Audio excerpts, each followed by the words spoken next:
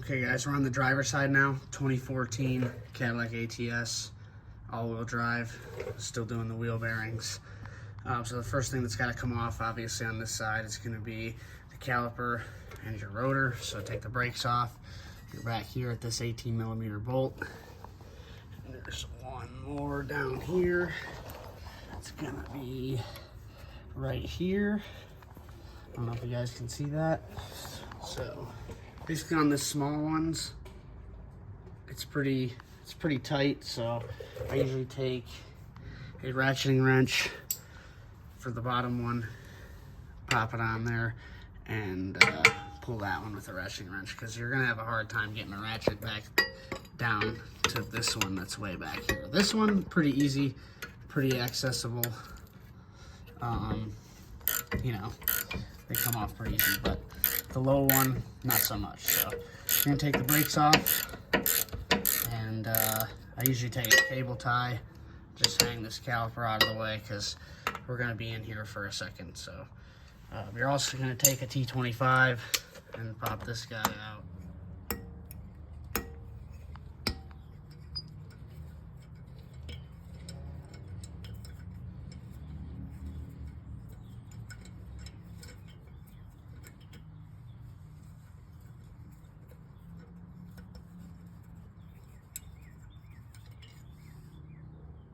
All right, guys, you see we got the brakes off here. We're looking at the wheel bearing.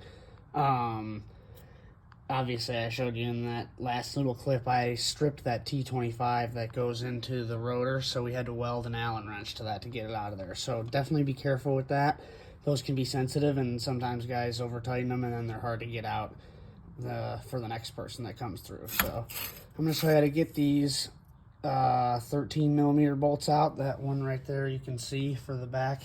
It's pretty tight back here, so you're just gonna have to do what you can with a wrench, and I'm using a ratchet, sorry, and I'm using a cheater bar just to move this, because there's not a lot of room back here. As you can see, I can only go about one click on that ratchet before we run out of room. So this will take you a while to get these two lower ones out, definitely.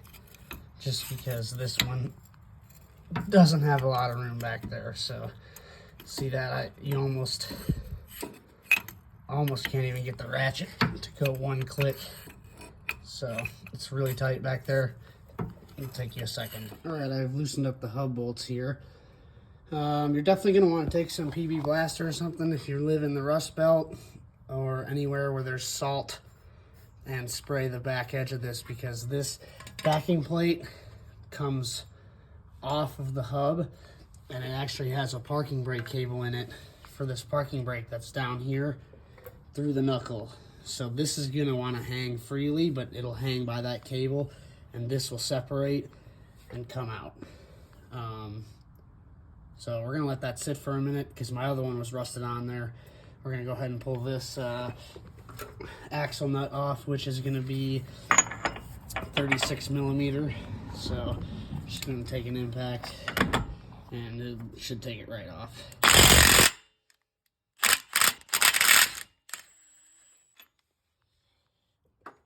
So if you'll notice, guys, on these axle nuts, they've got this slotted axle shaft. It's slotted on both sides. And these have a crush ring. So these are actually about $9 at your dealership. You're gonna wanna go ahead and replace these, because they're not reusable. You can see I just grenaded that axle nut by putting that impact on there. It totally took the crush ring right off of it. So that is not gonna be reusable. That's how they make them now. I don't know why, but yep, they're about $10 each at your local dealer. Okay guys, that's final product. So like I said, this brake shield's gonna hang a little loose, so I've got one of the hub bolts in there just to hang on to it, because this is your parking brake, and that parking brake cable comes through the back of here. It's not that hard to get the wheel bearing out if you use a whole can of PB Blaster, because the inside of this groove is gonna be pretty nasty. So you're gonna want to use a can of PB Blaster from the front side and from the back, and you can kind of see on this brake shield where I was prying at the hub, just a little bit on each side. You're gonna have to gouge this brake shield up a little bit if it's stuck on there. It's kind of how it goes. It's not a big deal. It's just a brake shield. So that's pretty much it for wheel bearings, guys. We slide the new one back on through there, bolt it in, slide your rotor back over it, throw your axle nut back on, and bolt back your caliper. So, all right, so we've got our wheel bearing on here. As you can see, bolts are in. These are 95 foot-pounds of torque on these three 13mm bolts that you access from back here, up above the axle shaft to the right and to the left. 95 foot-pounds. Axle nuts 107 foot-pounds. Once you've got that on there, you can take the brake and you can slide the brakes back on. So we'll do that here in a second, and that'll be it. It's pretty easy. Once you've got the wheel bearing out, this job gets a lot easier. So we'll go over to the other side, show you what it looks like when it's done.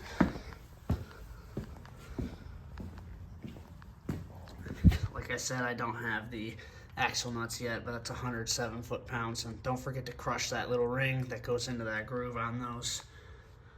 Other than that, yep, you just slide the rotor back on. Your pads will work themselves on there.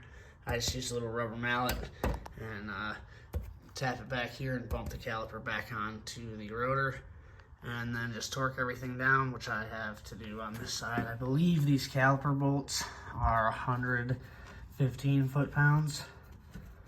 I'd have to check that, but I believe they're around the same as the axle nut. So that's it for wheel bearings.